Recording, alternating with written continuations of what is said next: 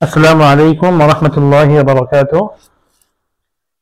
সুবহে সাদিক একাডেমির পক্ষ হতে আমি মাওলানা রবিউল হাসান আপনাদের সামনে আজকে আলোচনা করব আমাদের ফাতিহাতুল কিতাবের গুরুত্বপূর্ণ একটি অধ্যায় ইদগাম। আমরা ফাতিহাতুল কিতাবে নুন সাকিন এবং তানবিনের অধ্যায়ে পড়েছি ইদগামের বিষয়টা, আর নুন সাকিনের অধ্যায়েও পড়েছি ইদগামের বিষয়। আজকে আমরা নুন সাকিন এবং তানবিন ও মিম সাকিন এই দুইটা বাদে আরেকটা আলোচনা করব ইদগাম সম্পর্কে। আমরা জানি ইদগাম মানে হলো দুটি হরফ পাশাপাশি আসবে, একটি হবে সাকিন পরেরটি হবে হরকত। তাহলে সাকিন যুক্ত হরফটাকে হরকত যুক্ত হরফের মধ্যে মিলিয়ে দেওয়া আবশ্যক, এর নাম হলো ইদগাম।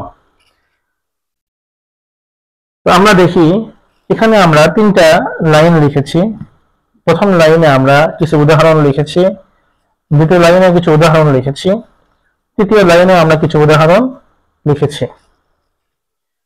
যদি আমরা প্রত্যেকটা উদাহরণ নিয়ে আলোচনা করি তাহলে দেখতে পাবো প্রত্যেকটা উদাহরণের মধ্যেই ইদগাম হয়েছে, কিন্তু এই ইদগাম বা গুন্না নয়, বেলা গুন্নাও নয়, এবার ইদগামে সাফাবিও নয়, বরং এখানে পাশাপাশি দুটি হরফ যেগুলো মাখরাজের সঙ্গে মিল আছে বা সিফাতের সঙ্গে মিল আছে, যদি এরকম পাশাপাশি দুটি হরফ আসে তাহলে কিভাবে পড়তে হবে এই নিয়মটাই আমরা এখানে বলবো।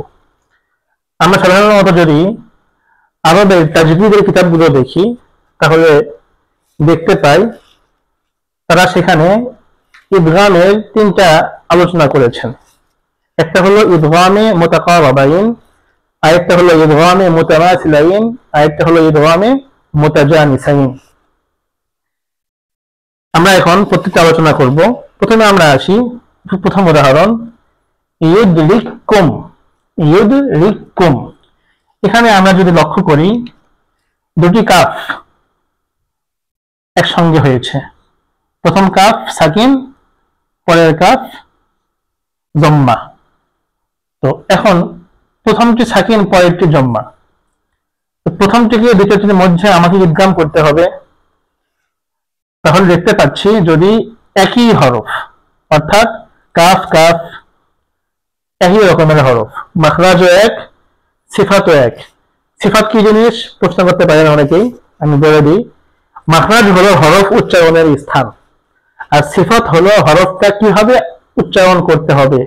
এটাকে কি মোটা করে উচ্চারণ করতে হবে, নাকি যখন উচ্চারণ করব তখন আওয়াজটা কি মধ্য আপনার জারি থাকবে নাকি আওয়াজ বন্ধ হয়ে যাবে, এই বিষয়গুলোকে বলা হয় সিফাত। মাখরাজ হলো উচ্চারণের নিয়ম, আর সিফাত হলো হরফটাকে আদায় করার নিয়ম। তাহলে কাফ আর মাখরাজ এক, তার দুটি হরফ কাফ কাফ একই মাখরাজ এবং একই সিফাতের দুটি হরফ একত্র হলে একটিকে আরেকটির মধ্যে ইদগাম করতে হয়। এর নাম হলো ইদগামে মুতামাসিলাইন। ইদগামে মুতামাসিলাইন, তামাসুল, একই রকমের দুটি হরফ সমান সমান একই রকমের দুটি হরফ একসঙ্গে হয়েছে, তাহলে প্রথম থেকে দুটির মধ্যে ইদগাম করতে হবে। অনুরূপ আমরা এই উদাহরণ দেখি ইযহাব বিকিতাবি। এখানে প্রথম বা সাকিন, পরের হরফ শব্দের বা হরকত যুক্ত, তাহলে দ্বিতীয় বায়ের মধ্যে প্রথম বাকে ইদগাম করতে হবে। সেই হিসেবে ইযহাব বিকিতাবি, এখানে এই বা থাকা না থাকা সমান, এখানে এই কাফ থাকা না থাকা সমান। পড়ার সময় লেখার সময় সব ঠিক থাকবে, কিন্তু পড়ার সময় আমাকে এভাবে পড়তে হবে। এর নাম হলো ইদগামে মুতামাসিলাইন। অনুরূপ ভাবে কোরআন মাজিদে সূরা বাকারার মধ্যে ফি কুলুবিহিম মারাদুন, এখানে মিম সাকিন, মিম সাকিনের পরে মিম আসছে, তাহলে প্রথম মিমকে দ্বিতীয়টির মধ্যে ইদগাম করতে হবে। এটাকে বলা হয় ইদগামে সাফাবি। আমরা আগেও পড়ে এসেছি, এখানে আবার সেটা আমরা দেখতে পেলাম। তাহলে ইদগামে সাফাবির আরেক নাম হলো ইদগামে মুতামাসিলাইন। ইদগামে মুতামাসিলাইন ফি কুলুবিহিম মারাদুন, এই মিম কে পরের মিমের মধ্যে ইদগাম করতে হবে। তাহলে আমরা পেলাম যে একই মাখরাজ একই সিফাত এরকম দুটি হরফ একত্র হলে একটিকে আরেকটির মধ্যে ইদগাম করতে হয়, এর নাম হলো ইদগামে মুতামাসিলাইন।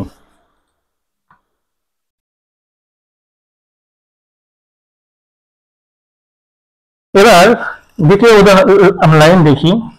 এখানে দেখেন ত এবং তা বা সাত্তা, ত এবং তা একসাথে হয়েছে, প্রথমটি সাকিন পরেরটি হরকত। তাহলে ত এবং তা এর মাখরাজ এক কিন্তু সিফাত ভিন্ন। তাহলে একই মাখরাজের দুটি হরফ, ভিন্ন সিফাত, সিফাত ভিন্ন, মাখরাজ এক, এমন দুটি হরফ পাশাপাশি এলে প্রথমটিকে দুটির মধ্যে ইদগাম করতে হয়। তবে এক্ষেত্রে ত যেহেতু মোটা হরফ, ত এর একটা ভাব উচ্চারণের সময় থাকবে, এরপরে তা এর মধ্যে ইদগাম হবে। সেই হিসেবে আমরা যদি পড়ি এটাকে কিভাবে পড়বো, বা ফাতহা বা, সিন তা ফাতহা সাত না বলে সিন তা ফাতহা সাত তা ফাতহা তা, বা সাত তা বা সাত তা, একটু ধরে পড়তে হবে, সামান্য একটু ধরে পড়তে হবে। এরপরে দ্বিতীয় উদাহরণ দেখি। আসকালাদ দাওয়া, তা সাকিন পরে দাল আসছে, দাল এবং তায়ের মাখরাজ এক, সিফাত ভিন্ন। আসকালাদ, এই তাকে দালের মধ্যে ইদগাম করে দিতে হবে পরিপূর্ণ। আসকালাদ দাওয়া, আসকালাদ দাওয়া। এরপরে দেখি ইয হাম্মাত তাইফাতানি, এরকম তা এবং তা এর জায়গায় একসাথে এসেছে, তা সাকিন ত হরকত যুক্ত, তাহলে তাকে ত এর মধ্যে ইদগাম করতে হবে, এর নাম হলো ইয হাম্মাত তাইফাতানি, ইয হাম্মাত তাইফাতানি।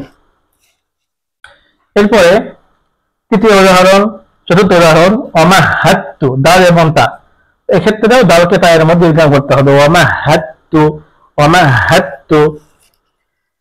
এর নাম হলো ইদগামে মুতাজানিসাইন, জিন্স, একই জিন্সের দুটি হরফ একসাথে এসেছে,